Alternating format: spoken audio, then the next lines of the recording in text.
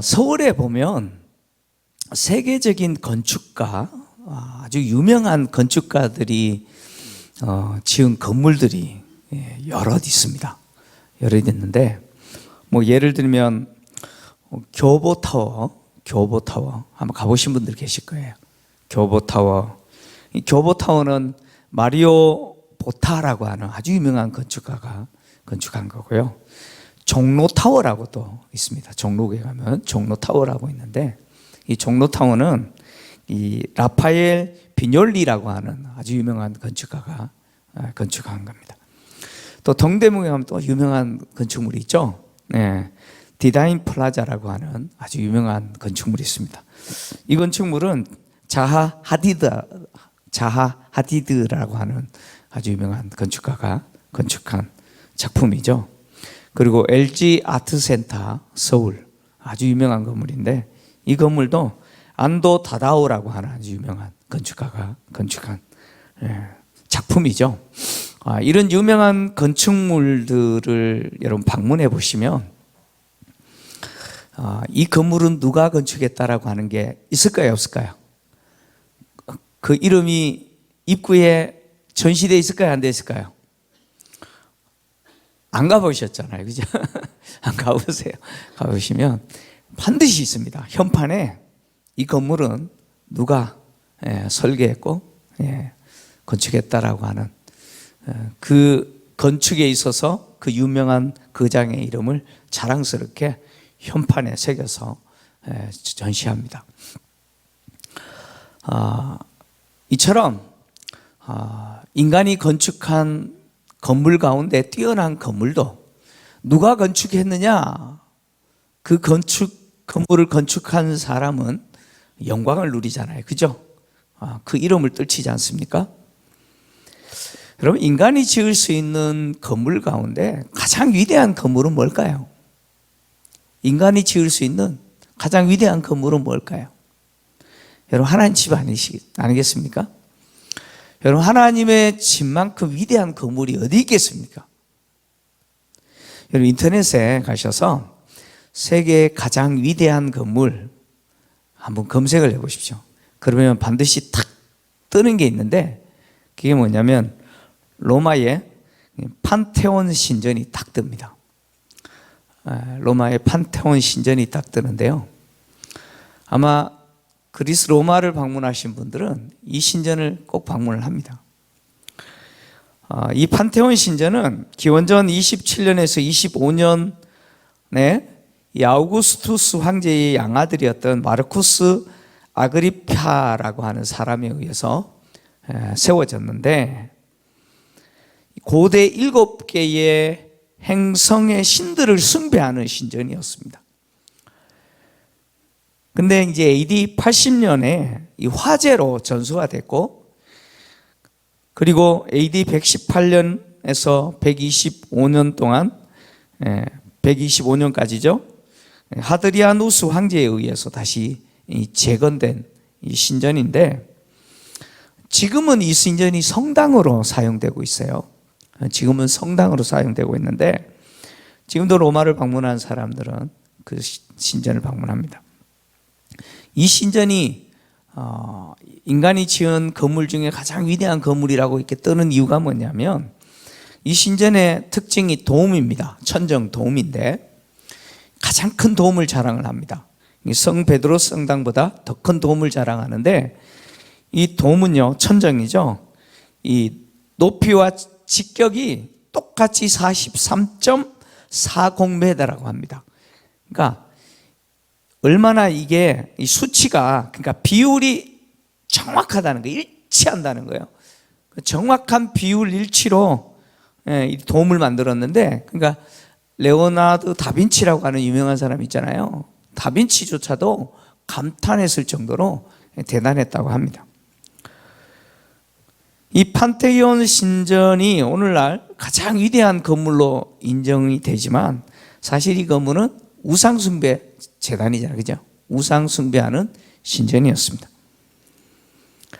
그런 차원에서 바라봤을 때 솔로몬이 건축한 이 하나님의 성전은 인간이 건축한 그 어떤 건물, 어떤 신전보다 가장 위대한 신전이죠. 가장 위대한 건물이죠. 왜 그렇습니까? 살아계신 하나님의 집, 모든 피조 세계를 창조하시고 통치하시는 바로 인류의 주인 되신, 우리에게 호흡을 주시고 우리에게 생명을 주시고 우리의 역사를 통치하시는 그 하나님을 위한 집이기 때문에 인류가 지은 건축물 중에 가장 위대한 건축물이라고 할 수가 있습니다. 이렇게 가장 위대한 건축물, 가장 위대한 건축물로서 이 성전을 누가 지었어요? 누가 지었죠? 누가 지었습니까? 뭐 우리 초등부 아이들한테 퀴즈 내는 것도 아닌데 솔로몬이 지었잖아요, 그죠? 자, 여러분이 솔로몬이라고 한번 생각해 보십시오. 여러분이 인류가 건축할 수 있는 가장 위대한 건물을 여러분들이 지었어요. 감격스럽죠? 솔로몬은 살아계신 하나님의 그 집, 하나님의 이름을 둘 그 성전을 자기가 건축했다라고 하는 것에 대해서 오늘 본문의 내용은 너무 감격합니다. 주체할 수 없는 감격과 기쁨으로 이스라엘 백성들을 축복하고 그리고 또 하나님께 찬송하는 내용이 오늘 우리가 읽은 본문의 내용입니다. 솔로몬은 7년 동안 이 하나님의 성전을 건축하고 그 다음 해에 7월 절기죠, 초막절에 하나님의 언약궤인 여호와의 궤를 지성소로 옮겼습니다. 그리고 이 일을 하면서 하나님 앞에 감사와 서원의 제사죠, 소와 양으로 제물을 삼아서 하나님께 제사를 드렸는데 그 제물을 셀 수 없을 만큼 많이 하나님께 드렸습니다. 이것은 솔로몬이 이 성전을 내가 건축했다, 즉 하나님이 나에게 건축할 수 있는 기회를 주시고 나를 선택하셔서 하나님의 성전을 짓도록 하셨다라고 하는 것에 대해서 너무 감격하고 또 기뻐서 그리고 감사해서 이렇게 셀 수 없는 제물로 하나님께 제사를 드린 거죠. 솔로몬이 얼마나 기뻐했는지를 보여주는 내용이죠. 이렇게 여호와의 궤를 지성소에 옮기고 나서 이제 제사장들이 그 성소에서 나왔을 때 하나님은 솔로몬이 지은 이 성전을 기쁘게 받으셨어요. 그래서 그 성전에 마치 모세가 건축한 성막에 하나님의 영광의 구름으로 가득 채웠던 것처럼 이 성전에 당신의 영광의 구름으로 가득 채우셨어요. 그래서 이 제사장들이 이 하나님의 영광의 구름 때문에 감히 서서 섬길 수도 없을 만큼 하나님은 당신의 영광으로 가득 채우셨습니다. 그때에 이제 솔로몬이 하나님께 자기의 그 감격스러움을 표현하면서 이스라엘 백성들을 향하여서 축복하고 그리고 하나님을 찬송합니다. 솔로몬이 이스라엘 백성들을 향하여서 축복하고 하나님을 찬송하면서 선포했던 내용이 본문의 내용인데, 본문의 내용은 한마디로 이야기하면 뭐냐? 하나님이 내 아버지 다윗과 나를 선택하시고 하나님의 이 전을 건축하게 하셨습니다, 이겁니다. 하나님이 누구를 선택하셨다고요? 다른 사람이 아니고 우리 아버지 다윗과 그리고 나를 선택하셔서 하나님의 이 영광스러운 인류가 건축할 수 있는 가장 위대한 건물이잖아요. 하나님의 이름을 두는 이 성전을 건축하게 하셨습니다 라는 내용이죠. 솔로몬은 하나님이 자기가 지은 이 성전에 영원히 계시기를 원했습니다. 그래서 오늘 본문을 보니까 여호와께서 캄캄한데 계시겠다고 말씀하셨사오나 내가 참으로 주를 위하여 계실 성전을 건축하였사오니 주께서 영원히 계실 처소로소이다, 이렇게 이야기했습니다. 주님이 영원히 계실 처소입니다. 하나님께 이렇게 이야기합니다. 하나님이 영원히 계실 처소입니다. 이 말은 무슨 말이에요? 하나님이 영원히 이곳에 오십시오. 영원히 이곳에 오셔서 우리 만나 주십시오, 이 이야기죠. 솔로몬은 하나님이 캄캄한 데 계셨습니다, 이렇게 표현했어요. 하나님이 어디 계셨다고요? 캄캄한 데 계셨대요. 이게 무슨 이야기냐면 하나님이 애굽에서 이스라엘 백성들을 건져내시고 시내산에서 이스라엘 백성들을 찾아오셨을 때 이스라엘 백성들이 자기들에게 찾아오시는 그 하나님을 만났을 때 그 하나님은 어디 계셨느냐? 캄캄한 데 계셨어요. 그 내용이 출애굽기에 등장하는데 출애굽기 19장 9절을 좀 같이 읽겠습니다. 같이 읽겠습니다. 시작. 여호와께서 모세에게 이르시되 내가 빽빽한 구름 가운데서 내게 임함은 내가 너와 말하는 것을 백성들이 듣게 하며 또한 너를 영영히 믿게 하려 함이니라. 모세가 백성의 말을 여호와께 아뢰었으므로. 자, 19장 16절에서 18절 또 계속 읽겠습니다. 출애굽기 19장 16절 18절 시작. 셋째 날 아침에 우레와 번개와 빽빽한 구름이 산 위에 있고 나팔 소리가 매우 크게 들리니 진중에 있는 모든 백성이 다 떨더라. 모세가 하나님을 맞으려고 백성을 거느리고 진에서 나오매 그들이 산 기슭에 서 있는데 시내산의 연기가 자욱하니 여호와께서 불 가운데서 거기 강림하심이라. 그 연기가 옹기가마 연기같이 떠오르고 온 산이 크게 진동하며. 자, 하나님이 시내산에 임재하셨는데 하나님이 임재하신 그 시내산에는 빽빽한 구름이 덮였어요. 이 빽빽한 구름이 덮였다라고 하는 것은 뭘 의미하냐면 흑암이다, 그런 이야기입니다. 그래서 20장 21절에 모세가 이것이 흑암이라고 이야기합니다. 같이 읽겠습니다. 시작. 백성은 멀리 서 있고 모세는 하나님이 계신 흑암으로 가까이 가니라. 아멘. 하나님이 어디 계셨어요? 흑암 중에 계셨어요. 그리고 모세가 이제 이스라엘 백성들을 요단강을 건너면 가나안 땅으로 들어가게 될 그 이스라엘 백성들을 향하여 하나님의 언약을 다시 선포한 이 신명기에서 시내산에서 하나님이 자신들을 만나 주셨을 때 그때를 회상하면서 이렇게 이야기합니다. 신명기 4장 11절 12절 같이 읽겠습니다. 시작. 너희가 가까이 나와서 산 아래에 서니 그 산에 불이 붙어 불길이 충천하고 어둠과 구름과 흑암이 덮였는데 여호와께서 불길 중에서 너희에게 말씀하시되 음성뿐이므로 너희가 그 말소리만 듣고 형상은 보지 못하였느니라.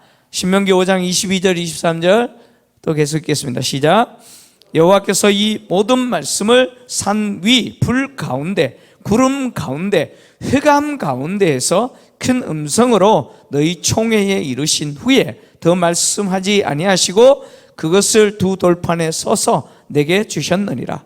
산이 불에 타며 캄캄한 가운데에서 나오는 그 소리를 너희가 듣고 너희 지파의 수령과 장로들이 내게 나와. 아멘. 하나님이 어디에 계셨어요? 하나님이 임재하셨을 때 그 신의 산은 어떤 모습이었어요? 캄캄한 중에 하나님이 계셨는데 그 캄캄한 중에 하나님이 뭘로 임하셨어요? 불 가운데 임재하셨잖아요. 그죠? 이게 뭘 말하냐면 인간의 이 이성적인 판단으로는 이게 이해가 안 되는 이야기예요. 빛과 어둠이 공존할 수 있습니까? 제가 몰라서 물어봅니다. 여러분 잘 아시니까 한번 대답해 보세요. 빛과 어둠이 같이 공존할 수 있습니까? 없죠. 근데 시내 산에 하나님이 임재하신 모습은 뭐냐면 어둠 가운데 불이 충천했다 이렇게 얘기합니다. 그러니까 어둠과 불이 공존하는, 왜 이런 표현을 사용했냐면 하나님의 신비를 이야기하려고 하는 겁니다. 하나님이 이스라엘 백성들에게 찾아오셨을 때 그 하나님은 신비하신 분이에요. 인간의 이성적인 판단으로는 도저히 판단할 수 없는 분이 누구예요? 하나님이시죠. 흑암 중에 계시는데 불꽃 가운데 말씀하세요. 이거 어떻게 가능해요?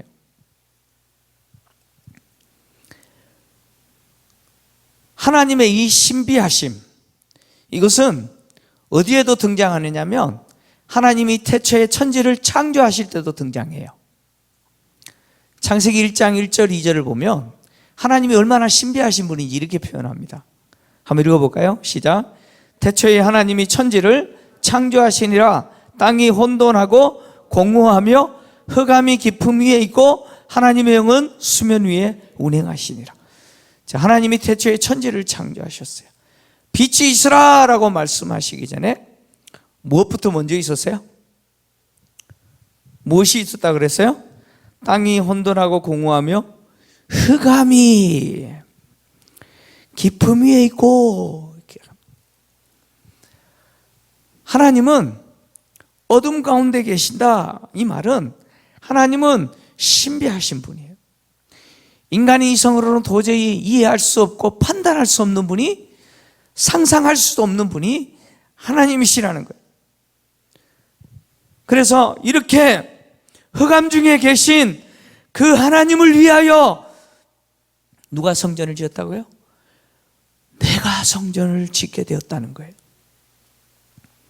그래서 솔로몬이 지은 성전 역시 하나님의 이 신비를 드러내는 장소예요. 솔로몬이 지은 성전이 하나님의 신비를 드러내는 장소예요. 하나님이 솔로몬이 지은 성전에 임재하실 때 어디에 임재하세요? 성전은 지성소와 성소가 있잖아요. 그죠? 성전이라는 건물 안에는 성소가 있고 그리고 지성소가 있어요. 하나님은 어디에 임재하세요? 지성소에 임재하시죠. 근데 지성소는 항상 어둠 가운데 덮어져 있어요. 성소는 등대가 있어가지고 항상 빛이 있어요. 그죠? 성소에는 등대가 있잖아요. 떡상도 있고요. 분향단도 있잖아요. 항상 빛이 있어서 밝아요. 근데 그 성소를 지나서 지성소는요, 빛이 있어요, 없어요? 빛이 있습니까? 빛이 없어요. 지성소는 어둠이 덮여 있는 곳이에요. 그곳에 하나님 임재하시는 거예요. 그래서 솔로몬이 지은 이 성전 역시 하나님의 신비를 표현한 거예요.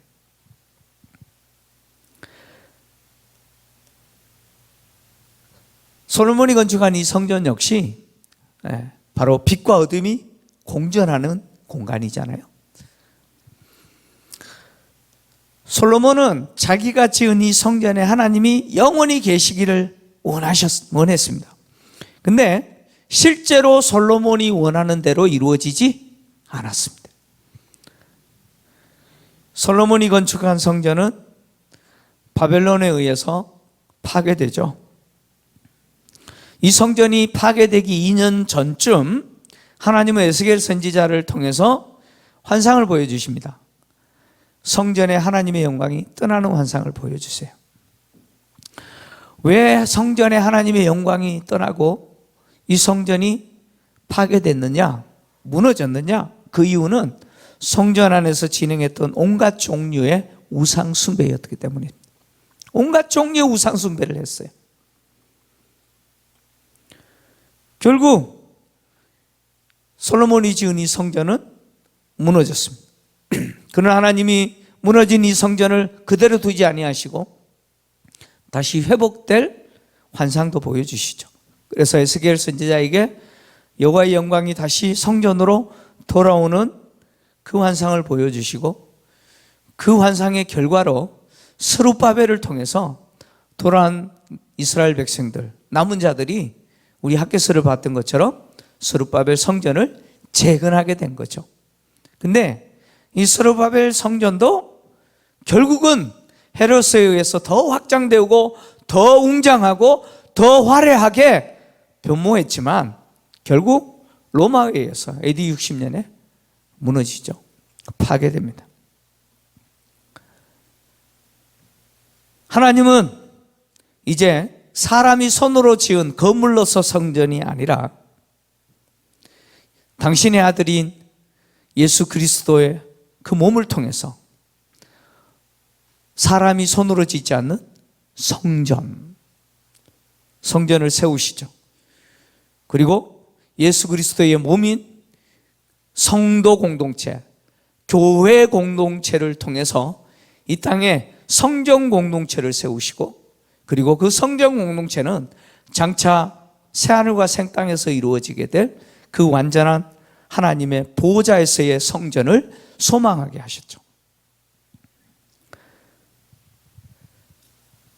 솔로몬은 자기가 성전을 건축한 것에 대해서 너무 감격하면서 이스라엘 백성들을 축복하고 그리고 하나님을 찬양했는데, 그 찬양한 이유가 바로 자기를 선택하셨다는 거예요. 자기 아버지 다윗과 자기를 택하시고 성전을 건축했기 때문에 이렇게 감격하면서 하나님을 찬송하고 있는 것이죠. 그래서 오늘 본문의 내용을 보면 한마디로 하나님이 다른 사람이 아니고 바로 다윗과 나를 선택하셨다라고. 다윗을 선택하신 이유가 뭐냐? 하나님이 왜 사울을 패하시고 다윗을 이스라엘을 통치하는 왕으로 세웠느냐? 그 이유가 성전을 건축하게 할 의향이 있으셨기 때문이라고 하는 것이죠. 그래서 솔로몬은 하나님이 다윗에게 말씀하신 그 내용을 인용해서 이렇게 이야기하고 있죠. 내가 이스라엘 백성들을 애굽에서 건져낸 날부터 이스라엘 백성들의 어느 지파 하나에게 내가 그할 집을 건축해라 라고 한 적이 없다라는 것이죠. 다만 내가 다윗을 선택하여서 이스라엘을 다스리는 왕으로 내가 세웠다. 지금 솔로몬은 이 이야기를 합니다. 그러면서 무슨 이야기를 하느냐? 다윗이 하나님의 전을 건축할 그 마음이 있었는데 너의 마음에 내 집을 건축하고자 하는 그 마음이 있는 것이 좋도다, 이렇게 말씀하셨다는 거예요. 솔로몬이 이 말은 무슨 이야기냐면, 비록 다윗에게 하나님의 전을 건축하는 것은 막으셨지만, 그러나 하나님의 계획 속에는 다윗을 선택하셔서 그로 하여금 성전 건축할 무슨 마음? 성전 건축할 마음, 무슨 마음이 아니고 성전 건축할 마음을 갖게 하시고, 그리고 그의 아들을 통해서 성전 건축을 하게 하셨다는 거예요. 이게 누구의 계획이라는 거예요? 하나님의 계획이었다는 거예요. 하나님의 계획대로 하나님이 다윗을 왕으로 세우시고, 그리고 다윗이 가진 성전 건축에 대한 그 마음을 좋게 받으시고, 또 다윗에게 말씀하신 대로 네가 아니라 내 몸에서 날 네 아들이 전을 건축하게 될 거다라고 말씀하신 그대로 이루어졌습니다. 그래서 내가 우리 아버지 뒤를 이어서 왕이 되어서 오늘 이 전을 건축했습니다. 이것이 지금 솔로몬이 하는 말이죠.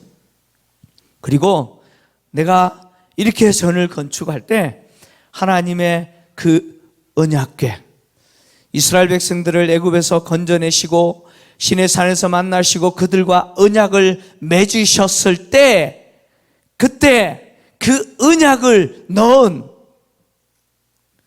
그 여호와의 궤를 위에서 처소를 내가 준비했습니다. 이게 무슨 이야기냐면, 하나님이 다윗에게 말씀하실 때 이렇게 말씀하셨어요. 다윗이 성전 건축하려고 했을 때 하나님이 이렇게 말씀하셨어요. 내가 애굽에서 이스라엘 백성들을 건져낸 날부터 내가 성막과 장막 안에서 거닐었다. 이스라엘 지파 어느 한 지파를 선택하고 한 성읍에 나를 위해서 백향목 집을 지으라고 한 적이 없다. 이렇게 이야기합니다. 하나님은 이스라엘 백성들이 이동할 때마다 성막과 장막 안에서 옮기셨다, 거니셨다, 이렇게 말씀하셨어요. 그러니까 다시 말하면 하나님이 계실 처소가, 영원한 처소가 있었어요, 없었어요? 없었다, 그런 이야기입니다. 근데 솔로몬은 이렇게 말하는 거예요. 내가 하나님이 계실 그 처소를 내가 지었습니다, 이렇게 얘기해요. 하나님이 계실 처소를 지었다라고 하는 상징적인 표현이 뭐냐면 하나님의 궤를 성전 지성소에 안치하는 거예요. 옮겨놓는 것이죠.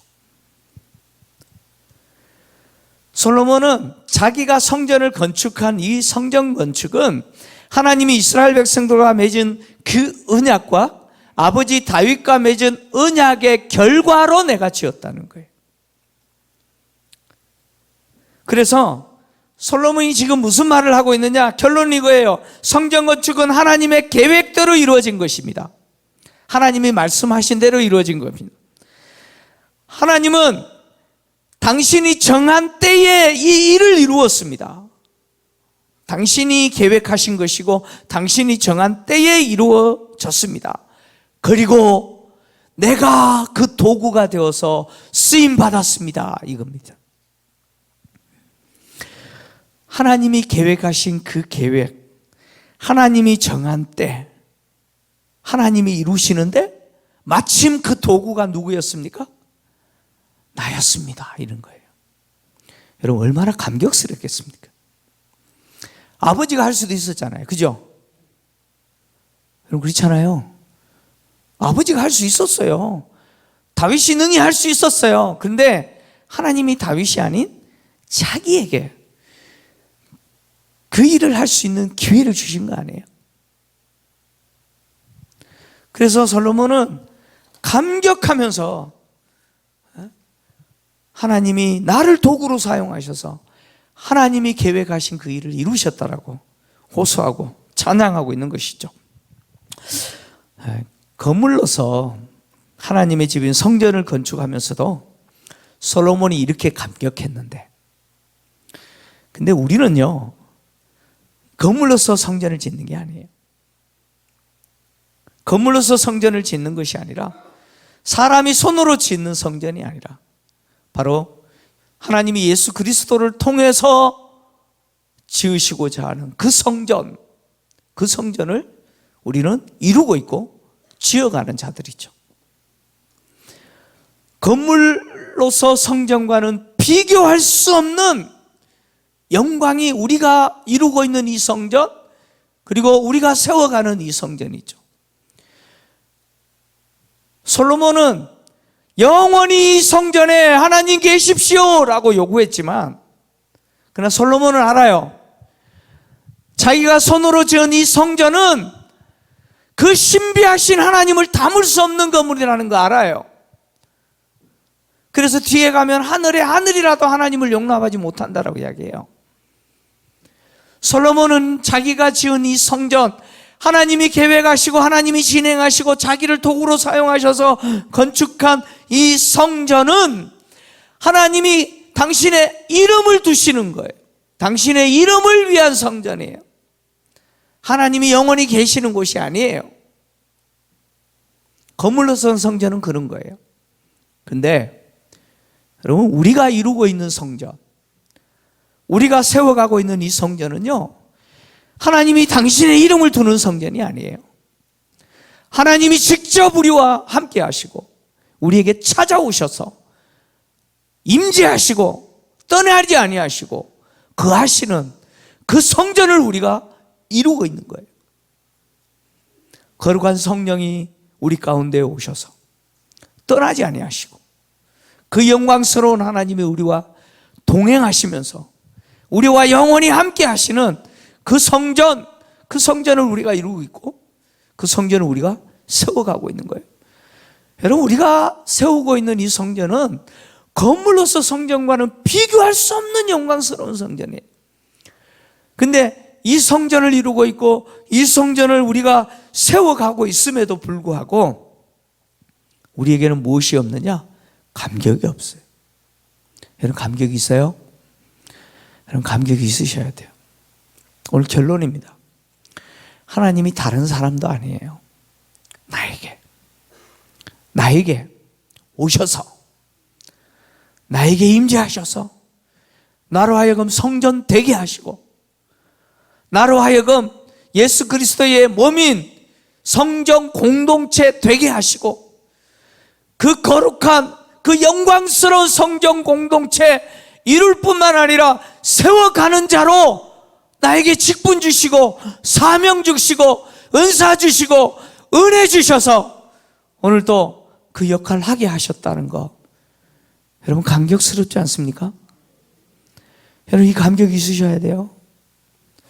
이 감격 회복하셔야 돼요. 하나님이 나에게 베풀어 주신 이 성전 공동체를 세우는 이 일이 얼마나 영광스러운 일인지 여러분 감격하시고, 건물로서 성전을 지으면서 감격했던 솔로몬은 셀 수 없는 재물을 하나님께 드리고 주체할 수 없는 감격과 기쁨을 하나님께 노래하고 찬양했다면, 우리는 건물로서 성전과 비교할 수 없는 영광스러운 성전을 이루고 지어가고 있는 자들로서 솔로몬이 드린 것보다 더 많은 것과 더 감격스러운 우리 자신을 하나님께 드리면서 하나님께 감사하고 하나님께 찬양하고 주를 위해 헌신하시는 저와 여러분 되시기를 주의 이름으로 축원합니다.